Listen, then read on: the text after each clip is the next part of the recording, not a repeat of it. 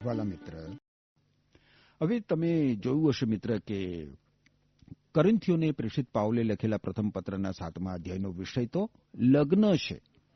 અને એટલે આપણે જાતીયતા સંબંધી ચર્ચા કરીશું. આ અગાઉ ગત સ્તવન કાર્યક્રમમાં 6ઠા અધ્યાયમાં પ્રેષિત પાઉલે કોરિન્થ શહેરના વિશ્વાસીઓને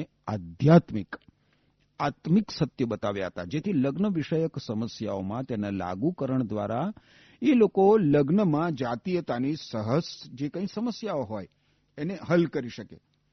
હવે તમને યાદ હશે જ મિત્ર કે પ્રેષિત પાઉલે એ વાત ઉપર ખાસ ભાર મૂક્યો હતો કે આપણા શરીરો એ ઈશ્વરની માલિકીના છે અને આપણા શરીરો પવિત્ર આત્માના મંદિર છે. અને એટલે આપણા શરીરોનો ઉપયોગ ઈશ્વરના મહિમા અર્થે થવો જોઈએ.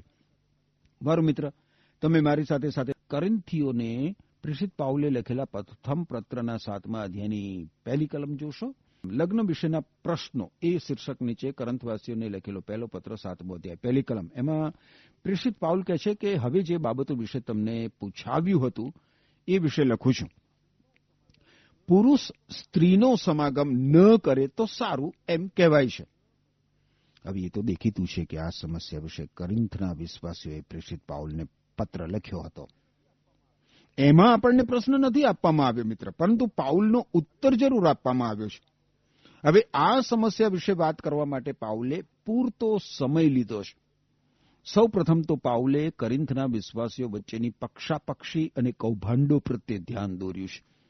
અને એ પછી તમે જુઓ તો પ્રેષિત પાઉલ નિખાલસતાથી અને હિંમતપૂર્વક લગ્ન વિષયક સૂચનાઓ આપે છે. આપણે મિત્ર આ કલમ ઉપર વિચાર કરીએ એ અગાઉ સૌ પ્રથમ 2 બાબતો હું તમને જણાવવા માંગુ છું. પ્રથમ બાબત એ છે કે શું પ્રેષિત પાઉલે ક્યારેય લગ્ન કર્યું હતું?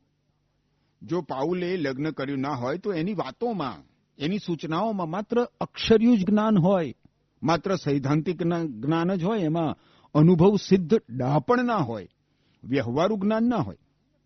પરંતુ મિત્ર, પાઉલે એવું નથી કર્યું. પાઉલ હંમેશા અનુભવથી જ બોલતો હતો. પવિત્ર આત્મા જે લખાવવા માંગતા હોય એ લખવા માટે પવિત્ર આત્મા એ વિષયના જ્ઞાનની ઉણપવાળી વ્યક્તિની પસંદગી ના કરે. પવિત્ર આત્માની એવી પદ્ધતિ નથી. એવું હંમેશા માની લેવામાં આવ્યું હતું કે પાઉલે કદી લગ્ન જ કર્યું નહોતું. હવે આવી માન્યતાનો આધાર 7મી કલમ ઉપરથી લેવામાં આવે છે. 7મી કલમમાં લખ્યું છે, પણ ઈશ્વરે દરેકને એક યા બીજા પ્રકારનું કૃપાદાન આપેલું છે.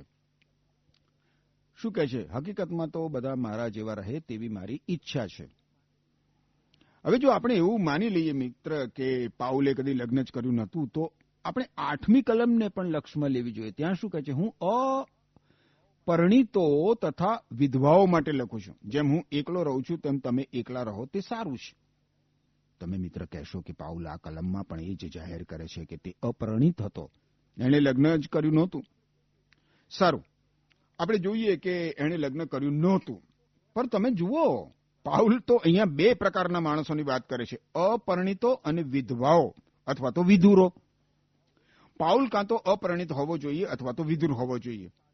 હવે પાઉલની પાશ્ચાત ભૂમિકાને કારણે અને તે જે હતો તેના કારણે તેણે કદી જ લગ્ન ના કર્યું હોય એમ ધારી લેવું બહુ અઘરું છે. પાઉલ યહૂદી ન્યાય સભાનો સભ્ય હતો અને યહૂદી ન્યાય સભાનો એ અટ્ટલ કાયદો હતો કે દરેક સભ્ય પરિણીત જ હોવો જોઈએ. પાઉલ એક સમયે પરિણીત હતો. એ નિશંક છે કે એ વિધુર હતો અને એણે બીજી વાર લગ્ન કર્યું નહોતું. અલબત્ત પાઉલે એનો ક્યારેય ઉલ્લેખ કર્યો નથી. હવે મિત્ર, જે બીજી બાબત તરફ હું તમારું ધ્યાન દોરવા માંગુ છું એ કોઈ પ્રશ્ન નથી પણ એક વિધાન છે. એ સમયના કોરિન્થવાસીઓને સમજવાની આપણે જરૂર છે. જો આપણે કોરિન્થવાસીઓની પરિસ્થિતિ સમજવામાં થાપ ખાઈએ તો આપણે ભૂલથી એ સમજી બેસીએ કે પાઉલ લગ્ન કરતા અપરિણીત અવસ્થાને વધારે ઇચ્છનીય ગણે છે. લગ્ન કરવાને બદલે એકલા જ રહેવાની આજ્ઞા આપે છે. પાઉલ જે કહે છે એ સમજવા માટે મિત્ર કોરિન્થ શહેરની સ્થાનિક પરિસ્થિતિ ધ્યાનમાં લેવી બહુ જરૂરી છે. પ્રથમ 2 કલમો ફરીથી ધ્યાનમાં લો. પ્રેષિત પાઉલ કહે છે, કોરિન્થવાસીને લખેલો પહેલો પત્ર 7મો અધ્યાય પ્રથમ 2 કલમો. હવે જે બાબતો વિશે તમને પૂછાવ્યું હતું એ વિશે લખું છું. પુરુષ સ્ત્રીનો સમાગમ ન કરે તો સારું એમ કહેવાય છે, પણ વ્યભિચાર થવાની શક્યતા વધારે હોવાથી દરેક પુરુષને પોતાની પત્ની હોવી જોઈએ અને દરેક સ્ત્રીને તેનો પતિ હોવો જોઈએ. કરિન્થ શહેરમાં એફ્રોડાઇટનું મંદિર હતું મિત્ર, અને જાતીયતા, વાસના એ શહેરના અવિશ્વાસી લોકોનો ધર્મ હતો. એ એફ્રોડાઇટના મંદિરમાં 1000 તો દેવકન્યાઓ હતી, જે રૂપજીવિનીઓ હતી, વેશ્યાઓ હતી. અને ત્યાં ધર્મના નામે જાતીયતા, વાસનાએ માજા મૂકી દીધી હતી. એ માનવ સમાજની સંસ્કૃતિમાં જાતીયતા, વાસના કેન્દ્ર સ્થાને હતી. હવે પાઉલ માનવ જીવનમાં લગ્નની પવિત્રતાને આવી ભ્રષ્ટતામાંથી પ્રકાશમાં લાવે છે અને કહે છે કે કરંથવાસીઓએ વાસનામય ભ્રષ્ટ જીવનમાંથી બહાર આવવું જોઈએ. દરેક પુરુષને એક પત્ની હોવી જોઈએ અને દરેક સ્ત્રીને એક પતિ હોવો જોઈએ. હવે રોમન સામ્રાજ્યના આધ્યાત્મિક અંધકારમાંથી પાઉલે સ્ત્રી જાતિને ઉચ્ચે ઉઠાવીને પત્નીના સન્માનજનક અને ઉચ્ચ સ્થાને બેસાડી છે. સ્ત્રીનું યોગ્ય અને શોભતું સ્થાન એના પતિની પત્ની તરીકેનું છે. દાંપત્ય જીવનમાં મિત્ર, પતિ અને પત્ની એકબીજા સાથે મનથી, તનથી, આત્મિક સ્તરે, માનસિક સ્તરે અને શારીરિક સ્તરે એક યુગલ તરીકે જોડાયેલા હોવા જોઈએ. પતિ પત્નીના સંબંધોમાં માનવ જીવનના 3 સ્તરોનો સમાવેશ થાય છે મિત્ર, આત્મિક, માનસિક અને શારીરિક. આમાંથી એક પણ સ્તરને બાકાત ના રાખી શકાય. ઈશ્વરે સ્ત્રી અને પુરુષનું એ રીતે જ સર્જન કરેલું છે. પ્રેષિત પાઉલ સ્ત્રીને ગુલામ તરીકેની અવસ્થામાંથી બહાર લાવીને એક જીવન સંગીનીનો દરજ્જો આપે છે. હવે 3જી કલમ જુઓ.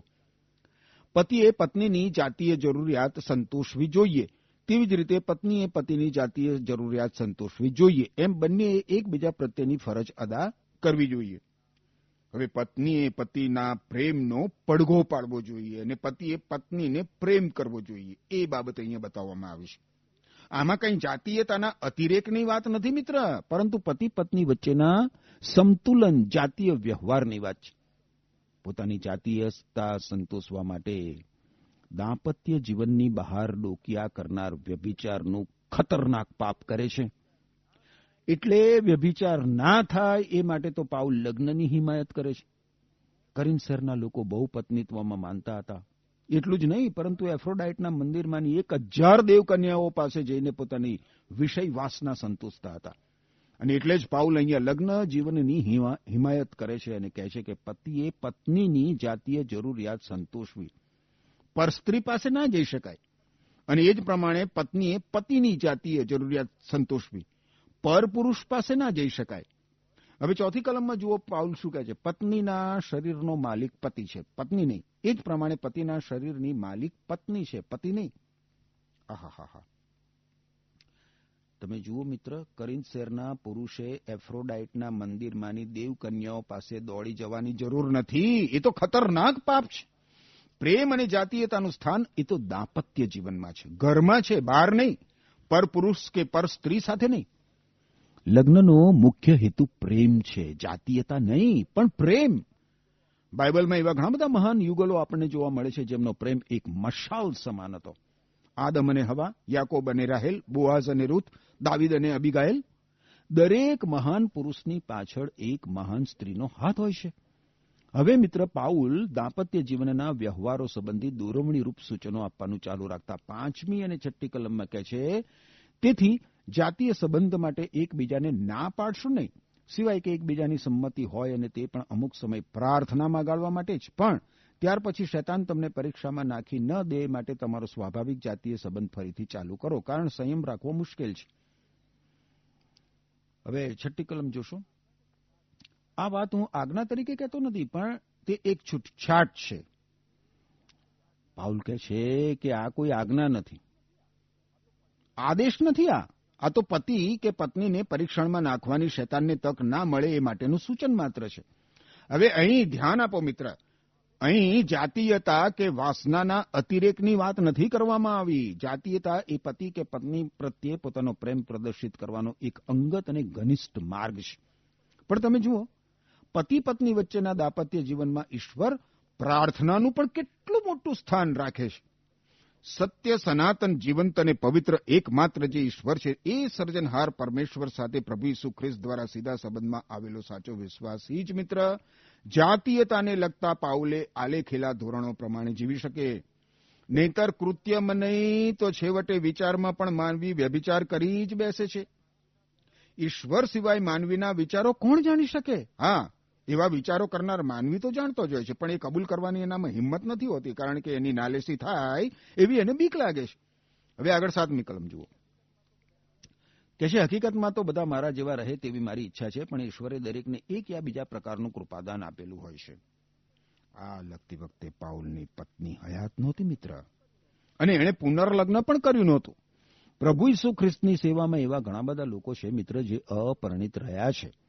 એ લોકો એવો ભોગ આપે છે, કેટલાક અમુક વર્ષો માટે તો કેટલાક જીવનભરને માટે. તમે જુઓ છો તો માથી અનુસાર શુભ સંદેશમાં 19મો અધ્યાય છે, એની 12મી કલમમાં પ્રભુ ઈસુ ખ્રિસ્ત શું કહે છે જુઓ. માથી અનુસાર શુભ સંદેશ 19મો અધ્યાય 12મી કલમ કે છે, લગ્ન નહીં કરવાના જુદા જુદા કારણો હોય છે. કેટલાક જન્મથી જ લગ્ન માટે અયોગ્ય હોય છે, બીજા કેટલાકને માણસોએ એવા બનાવ્યા હોય છે, જ્યારે બીજા કેટલાકે આકાશના રાજને માટે પોતાને લગ્ન માટે અયોગ્ય બનાવ્યા છે. જેનાથી આ વાત પડાય તે પાળે. હવે આગળ 8મી અને 9મી કલમ તમે જુઓ તો ત્યાં પ્રેષિત પાઉલ કહે છે કે હવે હું અપરિણિતો તથા વિધવાઓ માટે લખું છું. જેમ હું એકલો રહું છું તેમ તમે એકલા રહો, એ સારું છે. પણ જો તમારી ઈચ્છાઓને તમે કાબૂમાં રાખી શકતા ન હો તો લગ્ન કરો, કારણ વાસનાના અગ્નિમાં બળવા કરતાં લગ્ન કરવું સારું છે. માનવજાત માટે આ કેટલો ઉત્તમ સિદ્ધાંત છે. વાસનાની આગમાં બળ્યા કરવા કરતા લગ્ન કરવું સારું છે. ઈશ્વર દત્ત ના હોય એવા કારણોસર, ગમા અણગમાના કારણોસર, અહમ, ગર્વ, અભિમાનના કારણોસર, બાંધછોડ નહીં કરવાના જક્કી વલણના કારણે લગ્ન કર્યા વગર બેસી રહેવું, વાસનાની ભભૂકતી આગને મઠાર્યા કરવી અને લુલુપતા ભરી આંખે ચારેકોર જોયા કરવું, એ શું ઉચિત લાગે છે? પાઉલ કહે છે કે ના, વાસનાની અગ્નિમાં બળવા કરતા લગ્ન કરવું સારું છે. હવે પાઉલ પરિણીતોને આજ્ઞા આપે છે. જુઓ 10મી અને 11મી કલમ શું કહે છે પ્રેષિત પાઉલ. પરિણીતોને માટે મારી પાસે પોતાની તો નહીં, પણ પ્રભુની આજ્ઞા છે. પત્નીએ પોતાના પતિથી અલગ થવું નહીં. જો તે એવું કરે તો તેણે એકલી રહેવું જોઈએ અથવા પતિની સાથે સમાધાન કરવું જોઈએ. પતિએ પણ તેની પત્નીને છૂટાછેડા આપવા જોઈએ નહીં. અહીંયા મિત્ર આજ્ઞા આપવામાં આવી છે, આજ્ઞા, આદેશ આપવામાં આવ્યો છે. અને પાઉલ આ આજ્ઞા ભારપૂર્વક આપે છે. પત્નીએ પોતાના પતિને છોડી દેવો નહીં અને પતિએ પણ પોતાની પત્નીને છોડી દેવી નહીં. જો પતિ અથવા પત્ની પોતાની પત્ની અથવા પતિને છૂટાછેડા આપી દે તો પછી એણે એકલા જ રહેવું. કરિન્થ શહેરમાં મિત્ર બીજી એક નવી સમસ્યા ઊભી થઈ હતી. પાઉલ કરિન્થ શહેરમાં આવ્યો અને પ્રભુ ઈસુ ખ્રિસ્તના શુભ સંદેશનો એણે પ્રચાર કર્યો. ત્યારે કુટુંબમાં કોઈ પતિ પ્રભુ ઈસુ ખ્રિસ્તનો સ્વીકાર કરે અને પત્ની ના કરે, અથવા તો પત્ની પ્રભુ ઈસુ ખ્રિસ્તનો સ્વીકાર કરે પણ પતિ ના કરે, આવા સંજોગોમાં ઈસુ ખ્રિસ્તનો સ્વીકાર કરનાર વિશ્વાસીએ શું કરવું જોઈએ? 12 થી 14 કલમોમાં એનો ઉત્તર આપતા પ્રેષિત પાઉલ શું કહે છે જુઓ. બાકીનાઓને પ્રભુ નહીં, પણ હું જણાવું છું, જો કોઈ વિશ્વાસીને અવિશ્વાસી પત્ની છે અને તે તેની સાથે રહેવા રાજી છે તો તેણે તેને છૂટાછેડા આપવા નહીં. તેમજ જો કોઈ વિશ્વાસીને અવિશ્વાસી પતિ છે અને તે તેની સાથે રહેવા રાજી છે તો તેણે પણ તેને છૂટાછેડા આપવા નહીં, કારણ અવિશ્વાસી પતિ વિશ્વાસી પત્ની સાથે સંબંધમાં હોવાથી ઈશ્વર તેને સ્વીકારે છે. તેમજ અવિશ્વાસી પત્ની વિશ્વાસી પતિ સાથે સંબંધમાં હોવાથી ઈશ્વર તેને સ્વીકારે છે. જો એમ ન હોત તો તેમના બાળકો અશુદ્ધ ગણાય, પરંતુ હકીકતમાં તો ઈશ્વર તેમને સ્વીકારે છે. હવે આ બાબત એ સમયના કરિન્થ શહેરના વિશ્વાસીઓને ઉદ્દેશીને કહેવામાં આવી હતી. મિત્ર, મેં અગાઉ જણાવ્યું એ પ્રમાણે કરિન્થ શહેરમાં પહેલા એક પણ વિશ્વાસી નહોતો. પ્રેષિત પાઉલ ત્યાં પ્રભુ ઈસુ ખ્રિસ્તનો શુભ સંદેશ લઈ ગયો અને તેનો પ્રચાર કર્યો. હવે બન્યું એવું કે કોઈ કુટુંબમાંથી પતિ પ્રભુ ઈસુ ખ્રિસ્તને શરણે આવ્યો તો પત્ની ના આવી, એ અવિશ્વાસી જ રહી. તો વળી બીજા કોઈ કુટુંબમાંથી પત્ની પ્રભુ ઈસુ ખ્રિસ્તને શરણે આવી તો પતિ અવિશ્વાસી રહ્યો. એટલે આ વિશિષ્ટ પરિસ્થિતિમાં પ્રેષિત પાઉલ સલાહ આપે છે કે પતિ અવિશ્વાસી રહ્યો હોય અથવા પત્ની અવિશ્વાસી રહી હોય તો એકબીજાને છૂટાછેડા આપવા નહીં. જો કે અહીંયા પ્રેષિત પાઉલ અવિશ્વાસી યુવતી સાથે કે અવિશ્વાસી યુવાન સાથે લગ્ન કરવાની પરવાનગી આપતો નથી. 15મી કલમમાં કહે છે કે જો અવિશ્વાસી જીવનસાથી તેના વિશ્વાસી જીવનસાથી સાથે રહેવા રાજી ન હોય તો તેને છૂટો થવા દો. આવા કિસ્સાઓમાં વિશ્વાસી પતિ કે પત્ની યોગ્ય પગલું ભરવાને સ્વતંત્ર છે.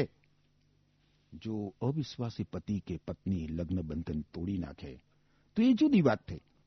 એવા સંજોગોમાં વિશ્વાસી પતિ કે વિશ્વાસી પત્ની સ્વતંત્ર છે. પરંતુ તમે જુઓ મિત્ર, આવા સંજોગોમાં 16મી કલમ કેટલું આદર્શ વલણ બતાવે છે. 16મી કલમ: હે વિશ્વાસી પત્ની, તું તારા અવિશ્વાસી પતિનો ઉદ્ધાર કરી શકીશ નહીં એવી ખાતરી તને ક્યાંથી મળી?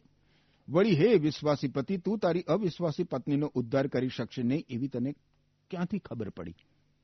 વિશ્વાસી પતિ કે વિશ્વાસી પત્નીનું પોતાની અવિશ્વાસી પત્ની કે અવિશ્વાસી પતિ માટે આ જ લક્ષ્યાંક હોવું જોઈએ, આ જ એનો ઉદ્દેશ હોવો જોઈએ. હવે ઈશ્વરના આમંત્રણને અનુરૂપ જીવન, એ શીર્ષક નીચે 17મી કલમમાં પ્રેષિત પાઉલ કહે છે કે પ્રભુએ આપેલા કૃપાદાન પ્રમાણે અને ઈશ્વર તરફથી આમંત્રણ મળ્યું ત્યારની પોતાની સ્થિતિ પ્રમાણે દરેકે જીવન જીવવું જોઈએ. આ નિયમ હું બધી મંડળીઓમાં શીખવું છું. પ્રેષિત પાઉલ અહીં વિશ્વાસીઓને તેમની પરિસ્થિતિમાં ટકી રહેવાની સલાહ આપે છે. પ્રભુ ઈસુ ખ્રિસ્તને શરણે આવ્યા હોય એવા લોકોને પાઉલ કહે છે કે તેમણે તેમના વિવાહિત જીવનમાં ચાલુ રહેવું, લગ્ન વિચ્છેદ કરવો નહીં. જો તેમનો અવિશ્વાસી પતિ કે અવિશ્વાસી પત્ની લગ્ન તોડી નાખવા ના ઈચ્છતા હોય તો લગ્ન બંધનમાં જારી રહેવું. માત્ર પ્રભુ ઈસુ ખ્રિસ્ત ઉપર અવિશ્વાસને કારણે જ પોતાના પતિ કે પોતાની પત્નીને છૂટાછેડા આપવાને બદલે એને પ્રભુ ઈસુ ખ્રિસ્ત માટે જીતી લેવાનો પ્રયત્ન કરવો. હવે તમે જુઓ, ઈશ્વરના આમંત્રણને અનુરૂપ જીવન, એ જ શીર્ષક નીચે આગળ 18 થી 20 કલમોમાં પ્રેષિત પાઉલ કહે છે કે જો કોઈ સુન્નતીએ ઈશ્વરનું આમંત્રણ સ્વીકાર્યું હોય તો પછી તેણે સુન્નતના ચિહ્ન દૂર કરવા માટે યત્ન કરવો જોઈએ નહીં. જો કોઈ સુન્નત વગરના માણસે ઈશ્વરનું આમંત્રણ સ્વીકાર્યું હોય તો તેણે સુન્નત કરાવવા યત્ન કરવો નહીં. કારણ સુન્નતી હોવું કે સુન્નત વગરના હોવું એનું કંઈ મહત્વ નથી, પણ ઈશ્વરની આજ્ઞાઓનું પાલન એ જ મહત્વનું છે. ઈશ્વરનું આમંત્રણ સ્વીકારતી વેળાએ પોતાને જે સ્થિતિ હતી તે મુજબ દરેકે રહેવું જોઈએ. પાઉલ હવે તેણે રજૂ કરેલા સિદ્ધાંતનું લાગુકરણ અન્ય બાબતોને પણ કરે છે. એ તમે જોયું? એ સિદ્ધાંત જીવનના અન્ય સંબંધોને પણ લાગુ પડે છે. પ્રભુ ઈસુ ખ્રિસ્તને શરણે આવીએ ત્યારે આપણું જે સ્થિતિ સ્થાન હોય એ બદલવાની જરૂર નથી. મિત્ર, જો તમે પ્રભુ ઈસુ ખ્રિસ્તને શરણે આવ્યા છો તો તમે તમારા કુટુંબીજનોને, તમારા મિત્રોને, તમારા સંપર્કમાં આવતા લોકોને પ્રભુ ઈસુ ખ્રિસ્તનો સુસંદેશ આપો છો કે હજી તમારે જ પ્રભુ ઈસુ ખ્રિસ્તને શરણે આવવાની જરૂર છે? વિચાર કરજો મારા પ્રશ્ન ઉપર. એમ કરવા માટે ઈશ્વર તમને કૃપા આપો. આમેન.